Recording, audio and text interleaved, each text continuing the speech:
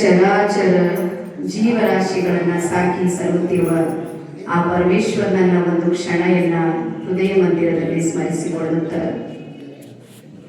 ಇವತ್ತಿನ ಈ ಒಂದು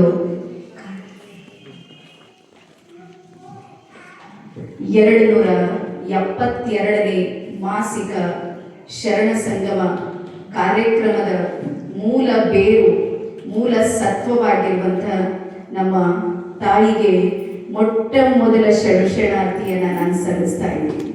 ಯಾಕಂದ್ರೆ ಇವತ್ತು ನಾವೆಲ್ಲರೂ ಇಲ್ಲಿ ಇದ್ದೀವಿ ಅಂದ್ರೆ ಅದ್ರ ಹಿಂದೆ ಅವ್ರ ತ್ಯಾಗ, ಬಲಿದಾನ, ಅವ್ರ ನಿಸ್ವಾರ್ಥ ಸೇವೆ, ಅದೆಷ್ಟೋ ರಾತ್ರಿಗಳ ನಿದ್ದೆ ಇಲ್ಲದೆ, ಅದೆಷ್ಟೋ ಹಗಲುಗಳು ಊಟವಿಲ್ಲದೆ, ಒಂದು ಛಲ, ಒಂದು ಹೋರಾಟ, ಒಂದು ಗುರಿಯನ್ನ ಇಟ್ಟು ಎಲ್ಲೆಲ್ಲೋ ಇರುವ ನಮ್ಮನ್ನೆಲ್ಲ ಒಂದು ಕಡೆ ತಂದಿರೋದಿದೆ ನೋಡ್ರಿ. ಅದಷ್ಟು ದೊಡ್ಡ ತ್ಯಾಗ ನಿಜವಾಗ್ಲೂ ಯಾರಿಗೆ ಮಾಡ್ಲಿಕ್ಕೆ ಸಾಧ್ಯ ಇಲ್ಲ. ಅಂತಹ ತ್ಯಾಗಮಯಿ ಅಕ್ಕ ಅನ್ನಪೂರ್ಣ ತಾಯಿಗೆ ನಾನು ಮೊದಲ ಶರಣಾರ್ಥಿಯನ್ನ ಸಲ್ಲಿಸ್ತಾ ಇದ್ದೀನಿ. ಅದೇ ರೀತಿ ಒಂದು ಮಾತನ್ನ ಹೇಳಿ ನಾನು ಮತ್ತೆ ಈ ಕಡೆ ಬರ್ತೀನಿ. 6 ತಿಂಗಳ ಹಿಂದೆ ನನ್ನ ಜೀವನದಲ್ಲಿ ಬಹಳ ದೊಡ್ಡ ಒಂದು ಅಲ್ಲೋಲ ಕಲ್ಲೋಲ ಪ್ರಸಂಗ ಬಂದಿತ್ತು. ಯಾವ್ದಾವುದೋ ಒಂದಿಷ್ಟು ನೆಗೆಟಿವ್ ವ್ಯಕ್ತಿಗಳಿಂದ ನಾನು ಬಹಳ ಸೋತು ಹೋಗಿದ್ದೆ. ನಾನು ರಾಷ್ಟ್ರ ಮಟ್ಟದ ಮಾಸ್ಟರ್ ಮೈಂಡ್ ಟ್ರೈನರ್ ಆಗಿ ನಾನು ಯಾವ ಸ್ಥಿತಿಗೆ ಬಂದಿದ್ದ ನಾನೇ ಆತ್ಮಹತ್ಯೆ ಮಾಡ್ಕೊಳ್ಬೇಕು, ಆ ಸ್ಥಿತಿ ಒಂದಿಷ್ಟು ವ್ಯವಸ್ಥೆಗಳು ನನಗೆ ಕರ್ಕೊಂಡು ಬಂದಿವೆ. ಅವಾಗ ಯಾಕೋ ಒಂದು ದಿವಸ ನನಗೆ ಬಹಳ ಬೇಜಾರಾಗಿ 6 ತಿಂಗಳ ಹಿಂದೆ ನಾನು ನಮ್ಮ ಮಗಳಿಗೆ ಕರ್ಕೊಂಡು ಬಂದು ಇಲ್ಲಿ ಕುಂತಿದ್ದೆ. ಸುಮ್ಮನೆ ಏನು ಮಾತಿಲ್ಲ, ಇಲ್ಲಿ ಅಕ್ಕ ಪಡೆಯೋರು ಅವ್ರು ಗಾಬರಿ ಬಂದ್ರೆ ಅಕ್ಕೋರಿ ನೀವ್ಯಾಕೆ ಬಂದಿರಿ ಅಂದ್ರೆ ಬಂದೀವಿ.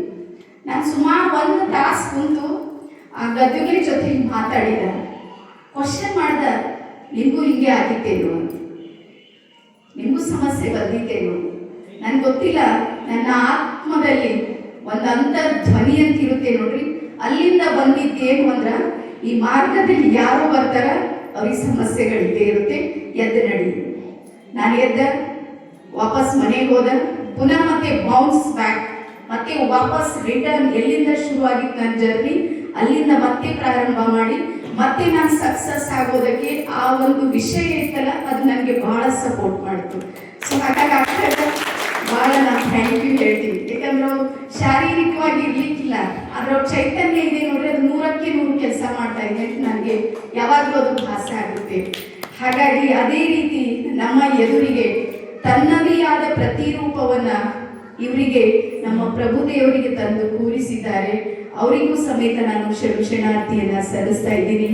ಅದೇ ರೀತಿ ಇವತ್ತಿನ ನಮ್ಮ ಉದ್ಘಾಟನೆಯನ್ನ ನೆರವೇರಿಸಿರುವಂತ ನಮ್ಮ ಇನ್ಫಿನಿಟಿ ಶಾಲೆ, ಇವತ್ತು ಬೀದರ್ನಲ್ಲಿ ಒಂದು ಯೂನಿವರ್ಸಿಟಿ ಯಾವ ರೀತಿ ಇರ್ಬೇಕು ನೋಡ್ರಿ, ಅದನ್ನ ಮಾಡಿರುವಂತಹ ಶ್ರೇಯಸ್ಸು ಅವ್ರಿಗೆ ಸಲ್ಲುತ್ತೆ. ಸೊ ಹಾಗಾಗಿ ನಮ್ಮ ನಿರಂಜನ್ ಸರ್ ಅವರಿಗೂ ಸಮೇತ ನಾನು ಶರಣಾರ್ಥಿಯನ್ನ ಸಲ್ಲಿಸ್ತಾ ಇದ್ದೀನಿ. ಅದೇ ರೀತಿ ವಯಸ್ಸಿನಲ್ಲಿ ಕಿರಿಯರಾಗಿ, ಸಾಧನೆಯಲ್ಲಿ ಹಿರಿಯರಾಗಿ, ಓದುವ ಒಂದು ಹವ್ಯಾಸವನ್ನೇ ಕಳೆದುಕೊಂಡು ಬರೇ ಮೊಬೈಲ್ನ ಹುಳಗಳಾಗಿರುವಂತಹ ನಮ್ಗೆ ಬೀದರ್ನಲ್ಲಿ ಒಂದು ಪುಸ್ತಕ ಸಂತೆ ಅನ್ನುವಂತ ವಿನೂತನವಾದ ವಿಶಿಷ್ಟವಾದ ಕಾರ್ಯಕ್ರಮ ತಂದು ಲಕ್ಷಾಂತರ ಹೃದಯಗಳಿಗೆ ವೈಬ್ರೇಟ್ ಮಾಡಿದವರು ನಮ್ಮ ಗುರುನಾಥ್ ರಾಜಗೀರ ಅವರು. ಸೊ ಅವರಿಗೂ ಸಮೇತ ನಾನು ಶರಣಾರ್ಥಿಯನ್ನು ಹೇಳ್ತೀನಿ.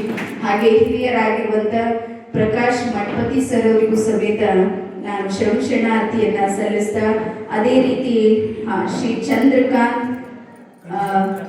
ಕಣಜೆ ಸರ್ ಅವರಿಗೂ ಸಮೇತ ನಾನು ಶರಣಾರ್ಥಿಯನ್ನ ಸಲ್ಲಿಸುತ್ತಾ, ಅದೇ ರೀತಿ ನನ್ನ ಎದುರಿಗೆ ನೀವೆಲ್ಲರೂ ಇದ್ದೀರಿ. ಹಾಗಾಗಿ ನನಗೆ ದೊಡ್ಡ ಗೊಂದಲ ಏನು ಅಂದ್ರೆ ಎಲ್ಲವೂ ಗೊತ್ತಿದ್ದವ್ರಿಗೆ ಏನು ಹೇಳಬೇಕು ಅಂತ. ಪೂರಾ ಇಡೀ ವಚನ ಸಾಹಿತ್ಯದ ಬ್ರಹ್ಮಾಂಡ ಅಂತ ಯಾರ ಹತ್ರ ಆದ್ರೂ ಅದು ನಿಮ್ಮ ಹತ್ರ ಇದೆ. ಯಾವ ವಚನ ಹೇಳಿಕ್ ಹೋದ್ರು ಅದು ನಿಮ್ಮ ಹತ್ರ ಇದೆ. ಯಾವುದು ವಿಶ್ಲೇಷಣೆ ಮಾಡ್ಲಿಕ್ಕೆ ಹೋದ್ರು ಅದು ನಿಮ್ಗೆ ಗೊತ್ತೇ ಇರೋದಿದೆ. ರೀಸನ್, ಕಾರಣ ಏನು ಅಂದ್ರೆ ಅದರಲ್ಲೇ ಹುಟ್ಟಿ ಅದರಲ್ಲೇ ಬೆಳೆದು ಅದನ್ನೇ ತಾನೇ ಅದಾಗಿ ಬೆಳೆಯುವ ನಿಮಗೆ ಇದು ಮಾಡಿ ಅಂತ ಹೇಳಷ್ಟು ದೊಡ್ಡವ್ರು ನಾನಲ್ಲ. ಹಾಗಾಗಿ ನನಗೆ ಒಂದಿಷ್ಟು ಪೇಚಾಟ, ಅದು ನಮ್ಮದೇ ಒಂದು ಮಾಸ್ಟರ್ ಮೈಂಡ್ ಟ್ರೈನಿಂಗ್ ಅಲ್ಲಿ ಒಂದು ಟಾಪಿಕ್ ಅನ್ನ ನಾನು ಯಾವಾಗಲೂ ವಿಶ್ಲೇಷಣೆ ಮಾಡ್ತೀನಿ ಮತ್ತು ಅದು ಸತ್ಯವೂ ಕೂಡ ಇದೆ. ಹಾಗಾಗಿ ಅದನ್ನ ಒಂದಿಷ್ಟು ನಾನು ಹೇಳಿದ್ರೆ ನಿಮಗೆ ನಿಮ್ಮ ಜೀವನ ಎಲ್ಲಿ ಪರಿವರ್ತನೆ ಆಗಬೇಕು, ಎಲ್ಲಿ ಬದಲಾವಣೆ ಆಗಬೇಕು, ಮತ್ತೆ ಎಲ್ಲಿ ಮಹಾಪರಿವರ್ತನೆ ಆಗಬೇಕು, ಈ ಮೂರು ನಿಮಗೆ ಸ್ಪಷ್ಟ ಆಗ್ಬೋದು ಅಂತೇಳಿ ಅನ್ಕೊಂಡು ಈ ಟಾಪಿಕ್ ಅನ್ನ ಹೇಳುವಂತ ಪ್ರಯತ್ನವನ್ನ ನಾನಿವತ್ತು ಮಾಡ್ತಾ ಇದ್ದೀನಿ. ಹಾಗಾಗಿ ಋಗ್ವೇದದಲ್ಲಿ ಒಂದು ಮಾತು ಬರುತ್ತೆ, ಏನು ಅಂದ್ರೆ ಜ್ಞಾನ ಎಲ್ಲಿಂದಾದರೂ ಹರಿದು ಬರಲಿ, ನೀನದನ್ನ ಸ್ವೀಕಾರ ಮಾಡುವ. ಅದು ಯಾವ ಕಡೆಯಿಂದಾದರೂ ಬರಲಿ, ಯಾವುದೇ ಧರ್ಮದಿಂದ ಬರಲಿ, ಯಾವುದೇ ವ್ಯಕ್ತಿಯಿಂದ ಬರಲಿ, ಯಾವುದೇ ಪ್ರದೇಶದಿಂದ ಬರಲಿ, ಯಾವುದೇ ಭಾಷೆಯಿಂದ ಬರಲಿ, ಯಾವುದೇ ಚೌಕಟ್ಟನ್ನ ದಾಟಿ ಆ ಜ್ಞಾನ ನನ್ನ ತನಕ ಬರುತ್ತೆ ಅಂದ್ರೆ ನಾನು ಅದನ್ನ ಏನ್ ಮಾಡ್ಬೇಕಂದ್ರೆ ಸ್ವೀಕಾರ ಮಾಡ್ಬೇಕು. ಹಾಗಾಗಿ ಆ ವೇದಗಳಲ್ಲಿ ಇರುವಂತಹ ಜ್ಞಾನವನ್ನ ಅದನ್ನ ಒಂದಿಷ್ಟು ಭಾಗವಾಗಿ ನೋಡಿದ್ರೆ ಒಂದಿಷ್ಟು ಸೈಂಟಿಫಿಕ್ ಅಂದ್ರೆ ವೈಜ್ಞಾನಿಕವಾಗಿ ದೃಢೀಕರಿಸಲ್ಪಟ್ಟಿರುವಂತಹ ಒಂದಿಷ್ಟು ಸಿದ್ಧಾಂತಗಳನ್ನ ನಾನು ನಿಮ್ಗೆ ಹೇಳ್ತೀನಿ. ಅದರಲ್ಲಿ ಒಂದು ಸಂವಾದ ಬರುತ್ತೆ. ನಿಮ್ಗೆ ಗೊತ್ತಿಲ್ಲ, ಹಿಂದಿನ ಕೃತಿಗಳನ್ನ ನಾವೇನಾದ್ರೂ ನೋಡಿದ್ರೆ ಸಂವಾದದ ಸ್ಥಿತಿಯಲ್ಲಿ, ಕಥೆಗಳ ಸ್ಥಿತಿಯಲ್ಲಿ ಪಾರ್ವತಿ ಶಿವನಿ ಕೇಳ್ತಾಳೆ, ನೀನ್ ಕೇಳೋದ್ರಿಂದ ಶುರುವಾಗುವಂತ ಸಾಹಿತ್ಯ. ಹಿಂದಿನ ನೀವು ಯಾವುದೇ ತಗೋರಿ, ಅಲ್ಲಿ ಎರಡು ಪಾತ್ರಗಳು ಬರುತ್ತೆ. ಅಲ್ಲಿ ಯಾವುದು ಅಂದ್ರ ಭೃಗು ಋಷಿ ಮತ್ತೆ ವರುಣ ಋಷಿ ಅನ್ನುವಂತ ಎರಡು ಪಾತ್ರಗಳನ್ನ ನಾವಲ್ಲಿ ನೋಡ್ತೀವಿ. ತೈತೇರಿಯ ಅನ್ನುವಂತ ಉಪನಿಷತ್ತು ಅಲ್ಲಿ ಏನಾಗುತ್ತೆ ಅಂದ್ರ, ಇವತ್ತು ನಾವು ನಮ್ಗೆ ಏನಾದ್ರೂ ಸಮಸ್ಯೆ ಬಂತು ಅಥವಾ ನಮ್ಗೆ ಏನಾದ್ರೂ ಪ್ರಶ್ನೆ ಬಂದಿದೆ, ನಾನು ಎಲ್ಲಿ ಹೋಗಿ ಸರ್ಚ್ ಮಾಡ್ತೀನಿ, ಎಲ್ಲಿ ಹುಡುಕ್ತೀವಿ? ಒಂದು ಕ್ವಶನ್ ಬಂದಿದ್ ಮೈಂಡಿನ, ಯಾವುದೋ ಒಂದು ವಸ್ತು ಎಲ್ಲಿದೆ, ಈ ಬಟ್ಟೆ ಅಂಗಡಿ ಎಲ್ಲಿದೆ ಅಂತ ನನ್ಗೆ ಹುಡ್ಕೋದಿದೆ, ಅಥವಾ ಎಲ್ಲಿ ಬೆಂಗಳೂರಿನಲ್ಲಿ ಯಾವ್ದು ಎಲ್ಲಿದೆ ಅಂತ ನನ್ಗೆ ಬೇಕಾಗಿದೆ. ಏನ್ ಮಾಡ್ತೀವಿ ತಕ್ಷಣಕ್ಕೆ? ಗೂಗಲ್ ಬಾಬಾದಲ್ಲಿ ಹೋಗ್ತೀವಿ, ಟೈಪ್ ಮಾಡ್ತೀವಿ ಬೆಂಗಳೂರು ಎಲ್ಲಿ ಬರುತ್ತೆ, ಬೀದರ್ಲಿ ಬೆಂಗಳೂರು ಎಷ್ಟು ಕಿಲೋಮೀಟರ್. ಅಂದ್ರೆ ಇವತ್ತು ಪ್ರತಿಯೊಂದು ಸಮಸ್ಯೆಗೂ ತಕ್ಷಣಕ್ಕೆ ಮಿಲಿ ಸೆಕೆಂಡ್ ಅಲ್ಲಿ ನಮ್ಗೆ ಆನ್ಸರ್ ಕೊಡೋದು ಯಾವುದು ಅಂದ್ರೆ ಗೂಗಲ್. ಎಲ್ಲರೂ ಹೋಗ್ತೀವಲ್ಲ, ಎಲ್ಲಾ ಪ್ರಶ್ನೆಗಳಿಗೂ ಅಲ್ಲಿ ಪರಿಹಾರ ಇದೆ. ಮತ್ತೆ ಅಲ್ಲಿ ಪರಿಹಾರದಲ್ಲಿ ಸಕಾರಾತ್ಮಕ ಪರಿಹಾರನೂ ಇದೆ, ಅದ್ರ ವಿರುದ್ಧನೂ ಇದೆ. ನೀವು ವಿರುದ್ಧ ಹಾಕಿ, ವಿರುದ್ಧನೂ ಆನ್ಸರ್ ಕೊಡುತ್ತೆ. ನೀವು ಯಾವುದು ಹಾಕಿದ್ರು ಅಲ್ಲಿ ಆನ್ಸರ್ ಬರುತ್ತೆ. ಸೊ ಅದೇ ರೀತಿ ನಮ್ಮ ಹಿಂದಿನ ಪೂರ್ವಜರು ಅಂದ್ರೆ ಎಲ್ಲ ಋಷಿಗಳು, ಮುನಿಗಳು, ಶರಣರು, ಸಂತರು, ಮಹಾತ್ಮರು, ಸೂಫಿಗಳು, ಇವ್ರ ಹತ್ರನೂ ಸಮೇತ ಒಂದು ಗೂಗಲ್ ಇತ್ತು. ಆ ಗೂಗಲ್ ಯಾವುದು ಅಂದ್ರೆ ತಪಸ್, ಧ್ಯಾನ, ಮೆಡಿಟೇಷನ್, ಒಂದು ಕಡೆಗೆ ಕುಳಿತುಕೊಳ್ಳೋದು. ಹಾಗಾಗಿ ಆ ಸಣ್ಣ ಮಗು ವರುಣ ಋಷಿಗೆ ಒಂದು ಸಲ ತಲೆಯೊಳಗೆ ಬರುತ್ತೆ ಅಂತ ಬ್ರಹ್ಮ ಯಾರು ಅಂತ.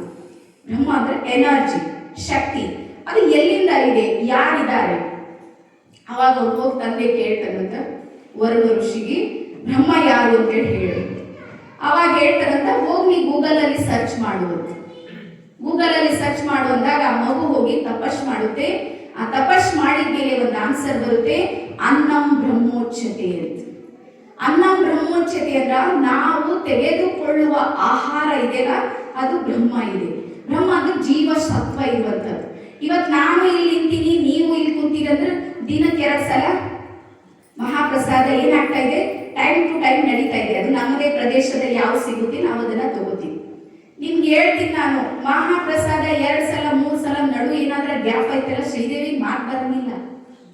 ಬರ್ತವೆ ಮಾತು ಹೇಳ್ರಿ, ಕುಂತ್ರೆ ಹೇಳಕ್ ಬರಂಗಿಲ್ಲ, ಎದ್ರ ಕೂಡ್ಲಿಕ್ ಬರೋದಿಲ್ಲ. ಒಂದು ಶಿವರಾತ್ರಿ ಮರ್ದಿನ ಶಿವ ಶಿವನೇ ನಡೀತು ನಮ್ದು, ಎಲ್ಲರಿಗೂ ಗೊತ್ತಿದೆ. ಮರ್ದಿನ ಶಿವ ಶಿವ ಆಗ್ಬಾರ್ದಂತೆ ಅದಕ್ಕಿಂತ ಮುಂಚೆನೆ ವ್ಯವಸ್ಥೆ ಮಾಡಿದ್ದೇವೆ ರಾತ್ರಿನೇ ನಾವು.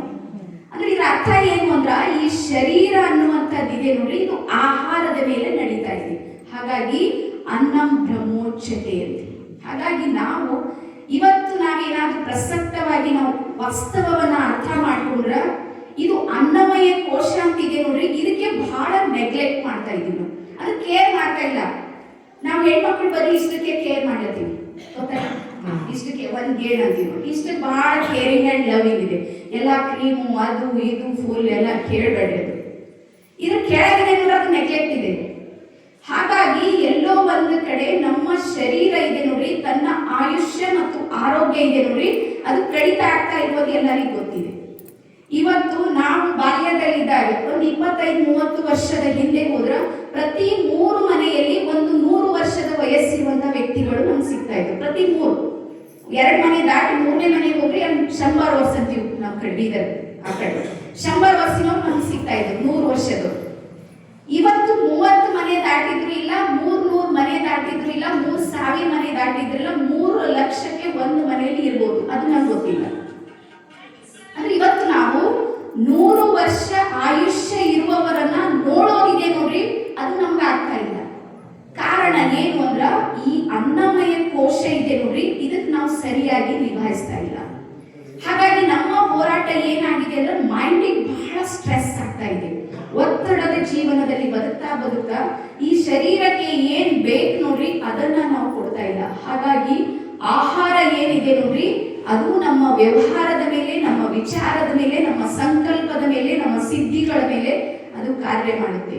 ಹಾಗಾಗಿ ಈ ಅನ್ನಮಯ ಕೋಶ ಇದೆ ನೋಡ್ರಿ, ಇದು ನಾವು ಗಟ್ಟಿಯಾಗಿರ್ಬೇಕಂದ್ರ ಎಕ್ಸರ್ಸೈಸ್ ಮಾಡಬೇಕು. ಏನ್ ಮಾಡೋದಿದೆ? ಎಕ್ಸರ್ಸೈಸ್. ನಾವು ಬಾಲ್ಯದಲ್ಲಿದ್ದಾಗ ನಮ್ಮ ಅವ್ವ ಎಲ್ಲಾರು ಏನ್ ಮಾಡ್ತಿರೋದು? ಬೀಸ್ತೀರಿ ಗರ ಗರ. ಏನ್ ಗೊತ್ತಾ? ಬೀಸೋದ್ರಿಂದ ನಾಭಿ ಚಕ್ರ ಆಕ್ಟಿವೇಟ್ ಆಗುತ್ತೆ. ಬರೀ ತಿರುಗಿಸೋದ್ರಿಂದ ನಾಭಿ ಚಕ್ರ ಏನಾಗುತ್ತೆ? ಆಕ್ಟಿವೇಟ್ ಆಗುತ್ತೆ. ಹಾಗಾಗಿ ಆ ಟೈಮಿಗೆ ಸಿಸೇರಿಯನ್ಗಳು ಇರಲಿಲ್ಲ. ರೀಸನ್ ಅಂದ್ರೆ ಅವ್ರು ಕುಟ್ತಿರು, ಬೀಸ್ತಿರು, ಎಲ್ಲಾ ನರಗಳು ಸಡಿಲತೆ ಇತ್ತು ಅವ್ರ ಶರೀರದಲ್ಲಿ, ಬಾಡಿಯಲ್ಲಿ ಎನರ್ಜಿ ಇತ್ತು, ಆ ಪೇನ್ ಸಹನೆ ಮಾಡ್ಕೊಳ್ಳುವಂತ ಶಕ್ತಿ ಅವ್ರ ಹತ್ರ ಇತ್ತು. ಇವತ್ತು ಏನಾಗಿದೆ ನಿಮ್ಗೆಲ್ಲರಿಗೂ ಗೊತ್ತಿದೆ. 100ಕ್ಕೆ 99% ಎಲ್ಲ ಡೆಲಿವರಿಗಳು ಹೆಂಗಾಗ್ತಾವ ಅಂತ ನಿಮ್ಗೆಲ್ಲ ಗೊತ್ತು. ರೀಸನ್ ಏನು ಅಂದ್ರೆ ಅನ್ನಮಯ ಕೋಶ ನಾವು ಸರಿಯಾಗಿ ನಿಭಾಯಿಸ್ತಾ ಇಲ್ಲ. ಇದು ಮೊದಲ ಕೋಶ. ಅದಾದ್ಮೇಲೆ ಎರಡನೇದು, ಈಗ ಮಗು ತಪಸ್ ಮಾಡ್ತು, ಮಗು ಬಂದು ಹೇಳ್ತು ಅನ್ನಂ ಬ್ರಹ್ಮೋಚ್ಯತೆ. ಈಗ ತಂದೆ ಹೇಳಿದ್ರು ಆಯ್ತು, ಓಕೆ ಡನ್. ಆದ್ರೆ ಇನ್ನೂ ಆನ್ಸರ್ ಮತ್ತು ಗೂಗಲ್ ಇನ್ನೊಂದ್ಸಲ ಮಾಡಿ. ಅದಾದ್ಮೇಲೆ ಮಗು ಮತ್ತೆ ಎರಡನೇ ಸಲ ತಪಸ್ ಹೋಗಿ ಬಂದ ಮೇಲೆ ಎರಡನೇ ಆನ್ಸರ್ ಬರುತ್ತೆ, ಪ್ರಾಣಂ ಬ್ರಹ್ಮೋಚ್ಯತೆ. ಏನು? ಪ್ರಾಣ, ಉಸಿರು, ನನ್ನ ಜೀವ, ನನ್ನ ಚೈತನ್ಯ ಶಕ್ತಿ, ನಿಜವಾದ ಬ್ರಹ್ಮ ಯಾವುದು? ನನ್ನ ಒಳಗೆ ಉಸಿರಾಟ ಮಾಡ್ತಾ ಇದ್ದೀನಲ್ಲ, ಒಳಗೆ ಹೊರಗೆ ಬರ್ತಾ ಇರೋದು, ಹೋಗ್ತಾ ಇರೋದು ಕಣ್ಣಿಗೆ ಕಾಣ್ತಾ ಇಲ್ಲ. ಇವತ್ತಿಗೆ ನೋಡ್ರಿ ಎಲ್ಲಾ ತತ್ವಗಳನ್ನ ನಾವು ನೋಡ್ಬೋದು, ಮುಟ್ಬೋದು. ಒಂದ್ ನೋಡ್ಲಿಕ್ಕೆ ಆಗುತ್ತೆ, ಟಚ್ ಮಾಡ್ಲಿಕ್ಕೆ ಆದ್ರೂ ಆಗುತ್ತೆ. ಅದು ವಾಯು ತತ್ವ ಹೀಗಿದೆ, ನೋಡ್ಲಿಕ್ಕೂ ಆಗೋದಿಲ್ಲ, ಟಚ್ ಮಾಡ್ಲಿಕ್ಕೂ ಆಗೋದಿಲ್ಲ. ಬರೀ ಏನಾಗುತ್ತೆ? ಮೆಹಸೂಸ್ ಆಗುತ್ತೆ, ಅನುಭವಕ್ಕೆ ಬರುತ್ತೆ. ಯಾವ್ದ ಮೇಲೆ ನೋಡ್ತೀವಿ? ಎಲೆಗಳು ಅಲ್ಗಾಡ್ತಾ ಇರ್ತಾವ, ಫ್ಯಾನ್ಗಳು ನಡೀತಾ ಇರ್ತಾವ, ಇಷ್ಟ್ರ ಮೇಲೆ ತಿಳಿತೀವಿ ಗಾಳಿ ಹೆಚ್ಚಿದೆನಾ ಕಡಿಮೆ ಇದೆ. ಈ ಕಡೆ ವಸ್ತುಗಳು ಓಡ್ತಾ ಇದ್ರೆ ಈ ಕಡೆ ಗಾಳಿ ಜಾಸ್ತಿ ಇದೆ, ಯಾಕಂದ್ರೆ ಈ ಕಡೆ ಬರ್ತಾ ಇದೆ. ಆ ಕಡೆ ಮಾಡ್ತಾ ಇದೆ ಅಂದ್ರೆ ಗಾಳಿ ಮತ್ತೆ ವಿರುದ್ಧ ದಿಕ್ಕಿಗೆ ಇದೆ. ಹಾಗಾಗಿ ಈ ವಾಯು ತತ್ವದಿಂದ ನಿರ್ಮಿತವಾಗಿರುವಂತಹ ಎರಡನೇ ನಮ್ಮ ಶಕ್ತಿ ಇದೆ ನೋಡಿ, ಅದು ಪ್ರಾಣ ಅನ್ನುವಂಥದ್ದು. ಒಳಗೆ ಪ್ರಾಣ ಶಕ್ತಿ, ಊರ್ಜಾ ಅಂತ ಹೇಳಿ ಹಿಂದಿಯೊಳಗೆ ಹೇಳ್ತಾರೆ. ಇವತ್ತು ನಾವು ಅರ್ಥ ಮಾಡ್ಕೊಳ್ಳೋಣ, ಈ ಪ್ರಾಣ ಶಕ್ತಿ ಅನ್ನುವಂಥದ್ದು ಇದೆ ನೋಡ್ರಿ, ಇದು ಇವತ್ತು ಮತ್ತೆ ಕಡಿಮೆ ಆಗಿದೆ. ಅದ್ರದ್ದು ಎನರ್ಜಿ ಇವತ್ತು ಹಾರ್ಟ್ ನಲ್ಲಿ ಬ್ಲಾಕೇಜಸ್ಗಳು ಜಾಸ್ತಿ ಆಗ್ತಾ ಇವೆ. ಪ್ರತಿ 100 ಜನ ಅಥವಾ 200 ಜನರಲ್ಲಿ ಒಬ್ಬರಿಗಿಬ್ರಿಗೆ ನಾವು ಬ್ಲಾಕೇಜಸ್ ಆಗ್ತಾ ಇರೋದು ನೋಡ್ತಾ ಇದೀವಿ. ಹಾರ್ಟ್ ಆಗಿನ ಕೇಳ್ತಾ ಇದೀವಿ. ಇವತ್ತು ಕಾಮನ್ ಆಗಿ ಹೋಗ್ಯದ ಹಾರ್ಟ್ ಆಗಿದೆ ತಲೆ ಕೆಡಿಸ್ಕೊಳ್ಳೋದು ಜನ. ಹರ ಇಲ್ಲ ಅಂತ ಕೇಳೋದು, ಫೋನ್ ಮಾಡೋದು, ಜೀವನ ಹರನೇ ಇಲ್ಲ. ಏನ್ರಿ ಸಣ್ಣ ಒಂದೆರಡು ಇದ್ದು ಅಂತ್ರಿ ಒಳಗ ನೋಡಿ ಬ್ಲಾಕೇಜಸ್ ಒಂದೆರಡು ಕಾಮನ್ ಆಗ್ಬಿಟ್ಟದು. ರೀಸನ್ ಕಾರಣ ಏನು ಅಂದ್ರ ವಾಯು ತತ್ವ ಇದೆ ನೋಡ್ರಿ, ಆ ಪ್ರಾಣ ಶಕ್ತಿಗೆ ಕೊಡುವಂತ ಉಸಿರಾಟ. ಯಾವ ಉಸಿರಾಟವನ್ನ ನಾವು ಸರಿಯಾಗಿ ನಿಭಾಯಿಸ್ಬೇಕು ನೋಡ್ರಿ, ಅದು ನಾವು ಉಸಿರಾಟ ಸರಿಯಾಗಿ ಮಾಡ್ತಾ ಇಲ್ಲ. ಒತ್ತಡದ ಉಸಿರಾಟ ಇದೆ ನಮ್ಗೆ ಭಯಂಕರ. ನೀವು ಬೇಕಾದ್ರೆ ನೋಡಿ, ಸೀಟ್ ಬಂದಾಗ ಹೆಂಗ್ ಉಸಿರಾಟ ಮಾಡ್ತೀವಿ? ಹೆಂಗ್ ಮಾಡ್ತೀವಿ? ನಾನಂತೂ ಮಠದಾಗಿದ್ದೀನಿ, ಹೆಂಗ್ ಮಾಡ್ತೀನಿ ಅಂತ ಹೇಳಂಗಿಲ್ಲ. ಮನಿ ಮುಂದೆ ಇದ್ದಿರ್ತಾವ ನೋಡ್ರಿ, ಓಡಾಡ್ತಿರ್ತಾವ ನೋಡ್ರಿ, ಆ ಕಡೆ ಕೊಡು ಬಾವು ಬಾವು ಅಂತೇಳಿ ಹಾಗೆ ಉಸಿರಾಟ ಮಾಡ್ತೀವಿ ಭಯಂಕರ ಸಿಟ್ಟು ಬಂದಾಗ. ಅವಾಗ ನಮ್ಮ ಹೃದಯದ ಚಲನಾ ಶಕ್ತಿ, ಚೈತನ್ಯ ಶಕ್ತಿ ಇದೆ ನೋಡ್ರಿ, ಒಂದು ಒಂದು ಒಂದು ಒಂದು ಏನಾಗುತ್ತೆ ಅಂದ್ರೆ ಬ್ಲಾಕ್ ಆಗೋದಕ್ಕೆ ಶುರುವಾಗುತ್ತೆ. ಹಾಗಾಗಿ ಮೆಡಿಟೇಷನ್, ಧ್ಯಾನ ಇವತ್ತು ಅಗತ್ಯ ಇಲ್ಲ, ಅನಿವಾರ್ಯ ಇದೆ. ರೀಸನ್ ಏನು ಅಂದ್ರೆ ಧ್ಯಾನದಲ್ಲಿ ನಾವು ಸಂಪೂರ್ಣ ನಾವಿಯಿಂದಲೇ ಉಸಿರಾಟವನ್ನ ತಗೋತೀವಿ. ಕಾಮನ್ ವ್ಯಕ್ತಿ ನಾವಿನ್ ಶರಣರು ಸಂತರ ತರ ಮೆಡಿಟೇಷನ್ ಮಾಡ್ಲಿಕ್ಕೆ ಆಗೋದಿಲ್ಲ. ನಾವು ಸಾಮಾನ್ಯವಾಗಿ ಮಾಡಿದ್ರು ಸಮೇತ ನಾವಿಯಿಂದ ಉಸಿರಾಟ ಮಾಡುವಾಗ ಇಲ್ಲಿನ ಚೈತನ್ಯ ಶಕ್ತಿ ಇದೆ ನೋಡಿ, ಅದು ಸಹಸ್ರಾರ ತನಕ ಕನೆಕ್ಟ್ ಆಗುತ್ತೆ. ಹಾಗಾಗಿ ಈ ಪ್ರಾಣವನ್ನ ಸುರಕ್ಷಿತವಾಗಿಡಬೇಕು ಅಂದ್ರ ಕೇವಲ ನಮ್ಮ ಹತ್ರ ಇರೋದು ಒಂದೇ ಒಂದು ಅಸ್ತ್ರ ಇದೆ, ಅದು ಯಾವುದಂದ್ರೆ ಉಸಿರು.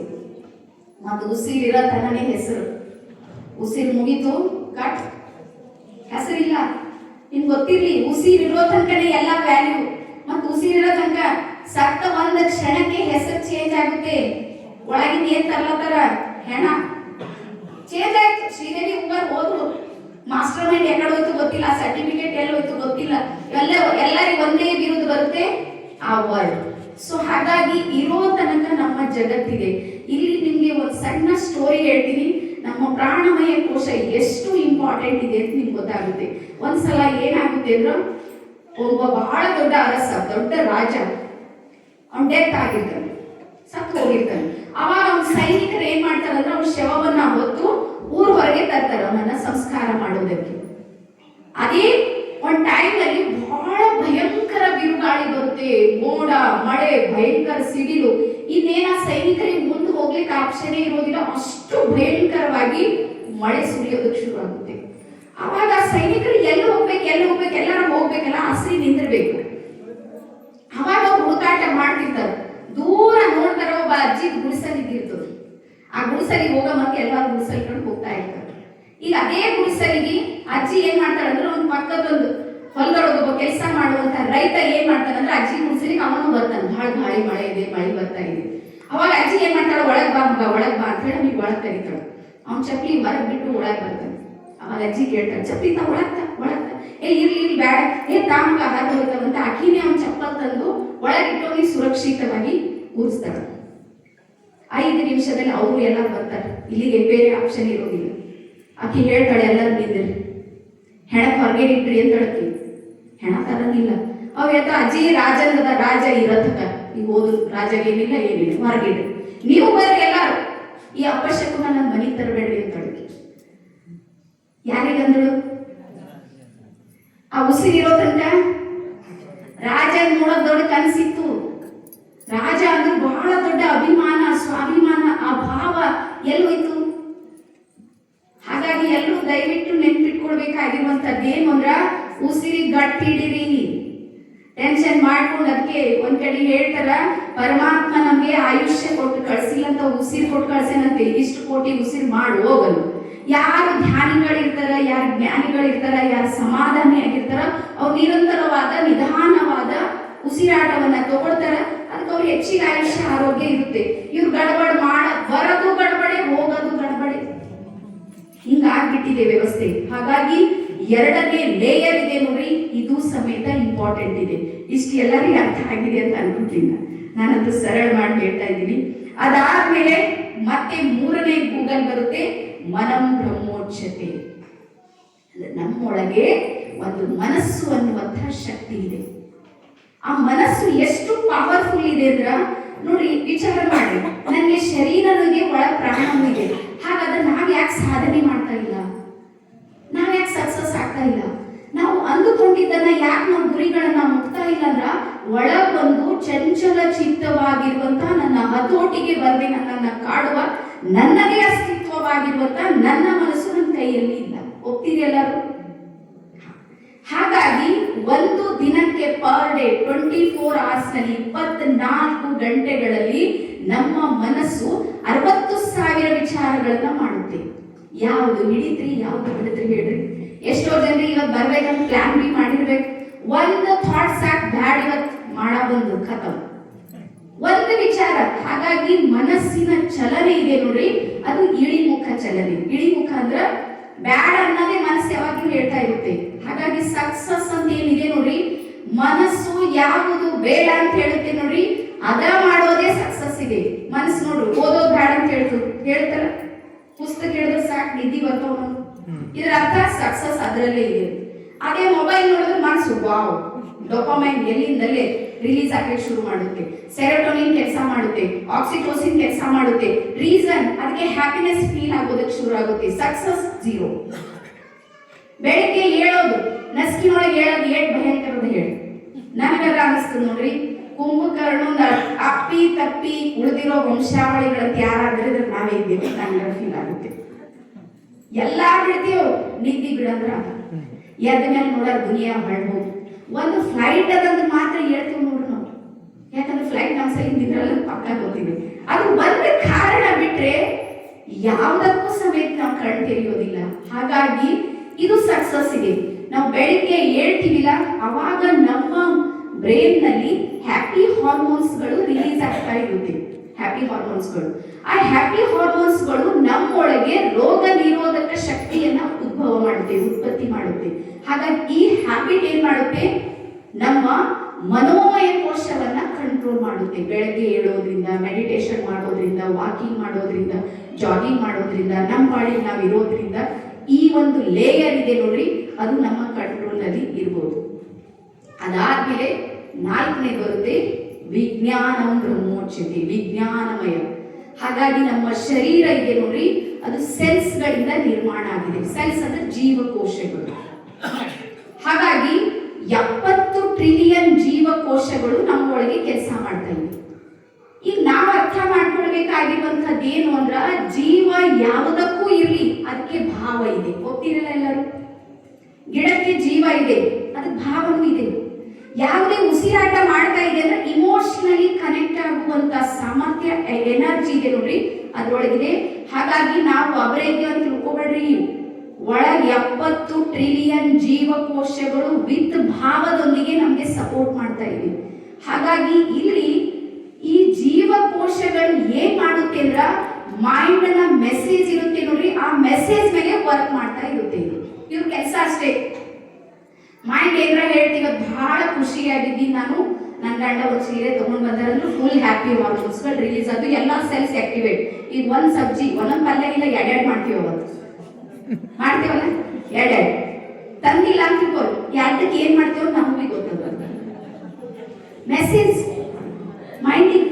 ಹಾಗಾಗಿ ಪ್ರತಿಯೊಂದು ಸೆಲ್ಸ್ಗಳಿಗೂ ಸಮೇತ ಏನಿದೆ ಅಂದ್ರ ಇಮೋಷನಲಿ ಕನೆಕ್ಟ್ ಆಗುವಂತ ಸಾಮರ್ಥ್ಯ ಇದೆ.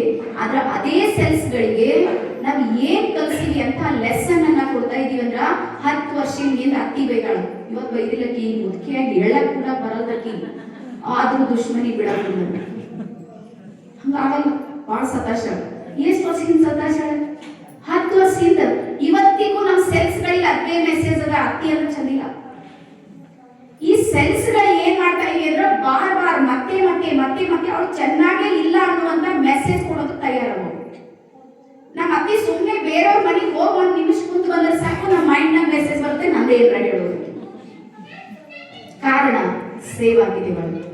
ಹಾಗಾಗಿ ವಿಜ್ಞಾನಮಯ ಕೋಶ ಜ್ಞಾನದಿಂದ ಭಾವದಿಂದ ಅದು ತುಂಬಿರುವಂಥದ್ದು. ಹಾಗಾಗಿ ನಾವು ಯಾವಾಗಲೂ ನೆನ್ಪಿಡ್ರಿ, ನಮ್ಮಲ್ಲಿ ಟ್ರೈನಿಂಗ್ ಇಂಡಸ್ಟ್ರಿ ಒಳಗೆ ಹೇಳ್ತೀವಿ, ಅಫರ್ಮೇಷನ್ಸ್ ಮಾಡಿ ಮತ್ತೆ ಗ್ರಾಟಿಟ್ಯೂಡ್ ಮಾಡಿ. ನನಗೆ ನಾನು ನೋಡ್ರಿ, ಯಾರಿಗೂ ಒಳ್ಳೇದು ಮಾಡ್ಲಿಕ್ಕೆ ನನಗೆ ಆಗೋದಿಲ್ಲ, ಆದ್ರೆ ನನಗೆ ನಾನು ಏನಾದ್ರೂ ಅವ್ರು ಒಳ್ಳೆಯವರಿದ್ದಾರೆ ಅಂದ್ರೆ ಅವ್ರು ಒಳ್ಳೆಯವ್ರಾಗ್ತಾರೆ ಇಲ್ಲ ಗೊತ್ತಿಲ್ಲ, ಆದ್ರೆ ಅವರ ಪ್ರತಿ ಇರುವಂತ ನನ್ನ ಭಾವ ಇದೆ ನೋಡ್ರಿ, ಅದು ಬದಲಾಯಿತು ಅಂದ್ರೆ ನನ್ನ ಜೀವನ ಪರಿವರ್ತನೆ ಆಗುತ್ತೆ. ಹಾಗಾಗಿ ವಿಜ್ಞಾನ ಅದಾದ ಮೇಲೆ ಕೊನೆಗೆ ಬರುತ್ತೆ ಆನಂದ ಮೋಕ್ಷತೆ, ಸಚ್ಚಿತ್ತಾನಂದ ಸ್ವರೂಪ ನಿತ್ಯ ಪರಿಪೂರ್ಣ ಅನ್ನುವಂಥ ಚೈತನ್ಯ ಶಕ್ತಿಯಾಗಿರುವಂತಹ ನಾನು ನನ್ನನ್ನ ನಾನು ಅರ್ಥ ಮಾಡ್ಕೊಳ್ಳೋದಿದೆ ನೋಡಿ, ಇದು ನಿಜವಾದ ಜ್ಞಾನ. ಹಾಗಾಗಿ ಇದೇ ಜ್ಞಾನಕ್ಕಾಗಿನೇ ನಮ್ಮವರು ಇವತ್ತಿಗೂ ಸಮೇತ ಇಂತಹ ಸ್ಥಳಗಳನ್ನ ನಾವು ಹುಡ್ಕೊಂಡು ಹೋಗ್ತೀವಿ. ನೀವು ನೋಡ್ಬೇಕಾದ್ರೆ ಅಕೌಂಟ್ದಾಗ 1 ಲಕ್ಷ ರೂಪಾಯಿ ಬಂದ ಒಂದು ಖುಷಿ ಆಗುತ್ತೆ, ಇಲ್ಲ ನನಗಂತೂ ಗೊತ್ತಿಲ್ಲ, ಇಲ್ಲಿ ಬಂದು ಹೋದ್ರೂ ಖುಷಿ ಆಗುತ್ತೆ. ಆ ಖುಷಿ ರೀಸನ್ ಏನು? ನಮ್ಮ ಆತ್ಮಕ್ಕೆ ಇದು ಬೇಕಾಗಿರುವಂಥದ್ದು. ಆತ್ಮಕ್ಕೆ ಭಾವ ಬೇಕು, ಆತ್ಮಕ್ಕೆ ಜ್ಞಾನ ಬೇಕು, ಆತ್ಮಕ್ಕೆ ಭಕ್ತಿ ಬೇಕು, ಆತ್ಮಕ್ಕೆ ಸತ್ಸಂಗ ಬೇಕು, ಆತ್ಮಕ್ಕೆ ಪ್ರತಿಯೊಂದು ಅದಕ್ಕೆ ಬೇಕಾಗಿರೋದಿದೆ ನೋಡಿ, ಅದು ಕೊಡ್ತಾ ಇಲ್ಲ ನಾವು. ಆತ್ಮಕ್ಕೆ ನಾವು ಏನ್ ಮಾಡಿದ್ರೆ ಸಣ್ಣ ಸಣ್ಣದ್ರಲ್ಲಿ ಖುಷಿಯನ್ನ ಹುಡುಕ್ತಾ ಇದ್ದೀವಿ. ಇದು ನಮ್ ತಪ್ಪಾಗ್ತಾ ಇರೋದು. ನಾವ್ ಏನ್ ವಿಚಾರ ಮಾಡೀವಿ, ಕಾರ್ ತಗೊಂಡ್ರು ನಾವು ಬಹಳ ಖುಷಿಯಾಗಿರ್ತೀವಿ ಅಂತ ತಿಳ್ಕೊಂಡು ಲೋನ್ ಮಾಡಿ ಕಾರ್ ತಗೊಳ್ತೀವಿ. ನಮ್ಮಲ್ಲ ಅಷ್ಟು ರೊಕ್ಕ ಇಲ್ಲ, ವಸ್ತು ಎಲ್ಲ ಕಟ್ 10-15 ಲಕ್ಷ ರೂಪಾಯಿ ಕಟ್ತಾರ, ಪ್ಲೀಸ್ ಎಲ್ಲರಿಗೆ ಸಣ್ಣ ಪುಟ್ಟ ಮಾಡಿ ಬದುಕೋರು. ಏನ್ ಮಾಡ್ತೀವಿ, ಲೋನ್ ಮಾಡಿ ಕಾರ್ ತರ್ತೀವಿ, ಫೋಟೋ ಇಡ್ಸೋದು ಸ್ಟೇಟಸ್ ಇಡೋದು 4 ಮೂರು ಗರ ಗರ ಗರ ಗರ ಕ್ರಿಕೆಟ್ ಬಂದೇವಲ್ಲ. 1 ತಿಂಗಳ ನಂತರ ನಿಮ್ಗೆ ಹೇಳ್ತೀನಿ, ಆ ಲೋನ್ ಕಟ್ಟುವಾಗ ಕಾರಿಗೆ ಎಷ್ಟು ಬೈತೀವಿ, ತಂದವ್ರಿಗೆ ಅಷ್ಟೇ ಬೈತೀವಿ. ತಂದವ್ರಿಗೆ ಬರ್ತಾ ಮನೆ ಒಬ್ರು ಅಗೋ ಮಾಡಿ ತಂದಿರ್ತಾರ, ನಮ್ಗೆ ಹೇಳಿದ್ ಕೇಳಂಗಿಲ್ಲ, ನೀವು ಕುಂತೊಡೆಯಲ್ರಿ ಅದ್ರ ಲೆಕ್ಕ ಇಲ್ಲ, ತಂದವ್ರದ್ದು ಗತಿ. ಲೋನ್ ಕಟ್ಟೋದು ಕಷ್ಟ ಆಗುತ್ತೆ, ಅದಕ್ಕೆ ಮೇಂಟೈನ್ ಮಾಡೋದು ಕಷ್ಟ ಆಗುತ್ತೆ. ಎಷ್ಟೋ ಸಲ ಧೂಳು ಬಿದ್ದು ಕಾಗಿ ಗುಬ್ಬಿ ಎಲ್ಲ ಏನೇನ್ ಮಾಡ್ಬೇಕೆಲ್ಲ ಅದ್ರ ಮೇಲೆ ಮಾಡಿರ್ತಾವ, ಕ್ಲೀನ್ ಮಾಡೋದು ನಮ್ಗೆ ಕಷ್ಟ ಆಗಿರುತ್ತೆ. ರೀಸನ್ ಹಾಗಾಗಿ ನಿಜವಾದ ಖುಷಿ ಇದೆ ನೋಡ್ರಿ, ಕಾರಿನೊಳಗಿಲ್ಲ, ಕೇರ್ ಮಾಡೋದ್ರಲ್ಲಿದೆ, ಒಬ್ಬರದೊಬ್ಬರು ಅರ್ಥ ಮಾಡ್ಕೊಳ್ಳೋದ್ರಲ್ಲಿದೆ ನೋಡಿ, ಇದು ನಿಜವಾದ ಖುಷಿ ಇದೆ. ಹಾಗಾಗಿ ನಮ್ಮನ್ನ ನಾವು ಅರ್ಥ ಮಾಡ್ಕೊಳ್ಳೋಣ, ನಮ್ಮನ್ನ ಇದಕ್ಕೆ ನಾವೆಲ್ಲ ಸೆಲ್ಫ್ ಲವ್ ಅಂತೀವಿ, ನಮ್ಮನ್ನ ನಾವು ಪ್ರೀತಿಸೋಣ, ನಮ್ಮನ್ನ ನಾವು ಗೌರವಿಸೋಣ. ಜಗತ್ತೇನಾದ್ರೂ ಇರಲಿ ನೋಡ್ರಿ, ಜಗತ್ತನ್ನ ಪರಿವರ್ತನೆ ಮಾಡ್ತೀವಿ ಅನ್ನೋದು ಸಾಧ್ಯ ಇಲ್ಲ, ನಮ್ಮನ್ನ ನಾವು ಪರಿವರ್ತನೆ ಮಾಡ್ಬೇಕು. ಮತ್ ಕಷ್ಟಗಳು ಬರೋದಿಲ್ಲ ಅಂತ ಎಲ್ಲೂ ಹಿಸ್ಟ್ರಿದೊಳಗೆ ಇಲ್ಲೇ ಇಲ್ಲ, ಕಷ್ಟಗಳು ಬರುತ್ತೆ, ಅದ್ರ ಪಾಡಿ ನೋಡ್ರಿ. ಕಷ್ಟದ ಮೂಲ ಯಾವುದು, ದುಃಖದ ಮೂಲ ಯಾವುದು ಅಂದ್ರೆ ಅಜ್ಞಾನ. ನನ್ಗೆ ಯಾವ ವಿಷಯ ಗೊತ್ತಿಲ್ಲ ನೋಡಿ, ಅದು ನಂಗೆ ದುಃಖ ಕೊಡುತ್ತೆ. ನನ್ಗೆ ಸಾವಿನ ಬಗ್ಗೆ ಗೊತ್ತಿಲ್ಲ, ಸಾವನ್ನ ನಾನು ಸರಿಯಾಗಿ ಅರ್ಥ ಮಾಡ್ಕೊಂಡಿಲ್ಲ, ನನ್ಗೆ ಅದಕ್ಕೆ ಬಟ್ಟೆ ಚೇಂಜ್ ಮಾಡಿದಂಗ ಅಂತ ಹೇಳಿ ಯಾವಾಗ ಅನ್ಕೊಂಡಿರ್ತೀನಿ ನೋಡ್ರಿ, ಅವಾಗ ಜ್ಞಾನ ನನ್ನ ಕೆಲಸ ಮಾಡೋದು ಶುರು ಆಗುತ್ತೆ, ಅದು ಪ್ರೋತ್ಸಾಹ ಆಗುತ್ತೆ, ಅದು ಪರಿವರ್ತನೆ ಆಗುತ್ತೆ. ಸೊ ಹಾಗಾಗಿ ನನ್ನೊಳಗಿನ ನಾನು ಅನ್ನುವಂಥದ್ದೇನಿದೆ ನೋಡ್ರಿ, ಇದು 5 ಲೇಯರ್ಗಳಲ್ಲಿದೆ. ಹಾಗಾಗಿ ಬರೀ ಅನ್ನಮಯ ಕೋಶದ್ದು ಯೋಚನೆ ಮಾಡೋದನ್ನ ಬಿಟ್ಟು ಒಳಗಿನ 4 ಮೆಂಬರ್ಸ್ ಇದ್ದಾರೆ ಪವರ್ಫುಲ್ಲು, ಅವ್ರ ಮೇಲೆ ಒಂದಿಷ್ಟು ಕೆಲಸವನ್ನ ಮಾಡೋಣ ಅಂತ ಹೇಳಿ ಹೇಳ್ತಾ, ನನಗೆ ಇಲ್ಲಿ ಈ ಅವಕಾಶವನ್ನ ಕೊಟ್ಟಿರುವಂತಹ ಅಪ್ಪಾಜಿಯವರಿಗೂ, ಮತ್ತೆ ನಾನು ಹೇಳ್ದಲ್ಲ ಈ ವಚನ ಅದು ಇದು ಹೇಳಿದ್ರೆ ನಾ ಏನು ಹೇಳಿದ್ರೆ ನಿಮ್ಗೆ ಗೊತ್ತೇ ಅದ, ಈಗ ಗೊತ್ತಿದ್ದೀನಿ ಹೇಳಿದ್ರೆ ಮಜಾ ಬರಲ್ಲ, ಅದ ಖುಷಿ ಆಗಲಿ. ನಂಗೆ ಗೊತ್ತೇ, ನಾ ಯಾವ ವಚನ ತೆಗೆದ್ರು ನಿಮ್ಗೆ ಗೊತ್ತದ, ನಂಗೆ ಪಕ್ಕ ಗೊತ್ತದ. ಹಾಗಾಗಿ ನಿಮ್ಗೆ ಗೊತ್ತಿರೋದು ಏನಿದೆ ನೋಡ್ರಿ, ಅದು ಮತ್ತೆ ಗೊತ್ತು ಮಾಡಿಸೋಕ್ಕಿಂತಲೂ ಇದ್ರ ಬಗ್ಗೆನೂ ನೀವು ಕೇಳಿರ್ಬೋದು. ಇದು ವಚನಗಳಲ್ಲಿ ಇವೆಲ್ಲಾನು ಬರುತ್ತೆ. ಕೋಶಗಳ ಬಗ್ಗೆ ಇದೆ, ನನ್ಗೆ ಗೊತ್ತಿದೆ. ಸಪ್ತ ಚಕ್ರಗಳ ಬಗ್ಗೆ ಇದೆ, 114 ಚಕ್ರಗಳ ಮಾಹಿತಿ. ನಾವು 7 ಚಕ್ರಾಸ್ ಮಾಡಿದ್ರೆ ನೀವು 9 ಚಕ್ರಾಸ್ ಇದೆ, ನಿಮ್ಮ ಹತ್ರ ಎಕ್ಸ್ಟ್ರಾ 2 ಚಕ್ರಗಳನ್ನ ನೀವು ಬ್ಯಾಲೆನ್ಸ್ ಮಾಡ್ತೀವಿ. ಸೊ ಹಾಗಾಗಿ ಪ್ರತಿಯೊಂದರಲ್ಲೂ ಸಮೇತ ಒಂದು ಹೆಜ್ಜೆ ನೀವೇ ಮುಂದಿಟ್ಟಿರಿ. ಈ ಹೆಜ್ಜೆಗಳು ಹೀಗೆ ನಡೀತಾ ಇರಲಿ. ಸಣ್ಣ ಸಣ್ಣ ಪ್ರಯತ್ನಗಳು ಒಂದು ದಿನ ವಿಶಾಲವಾಗಿರುವಂತ ಮಹಾಪರಿವರ್ತನೆ ಇದೆ ನೋಡಲು ತಂದೆ ತರುತ್ತೆ ಅಂತ ಹೇಳ್ತಾ ನನ್ನ ವಿಚಾರಕ್ಕೆ ವಿರಾಮ ಸಲ್ಲಿಸ್ತೀನಿ. ಎಲ್ಲರಿಗೂ ಶರಣಾರ್ಥಿ. ಧನ್ಯವಾದ.